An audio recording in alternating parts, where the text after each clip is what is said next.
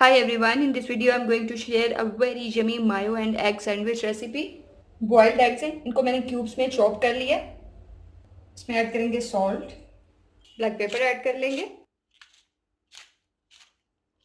इसमें ऐड करेंगे mayonnaise, almost half cup. इसे मिक्स कर लेंगे। मैं इसके लिए मल्टी सीड्स ब्रेड यूज़ कर रही हूँ। आप अपनी चॉइस की कोई भी ब्रेड यूज़ कर सकते हैं।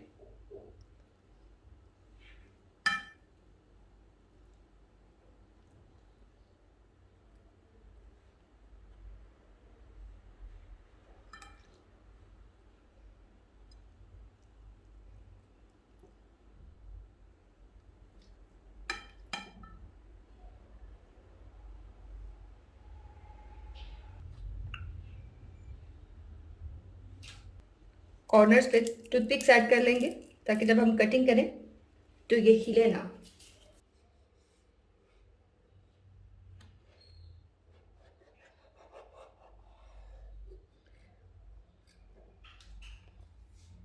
I hope you guys will like it. Give me your feedback in comment box. For more videos, please subscribe my channel. Thanks for watching the video.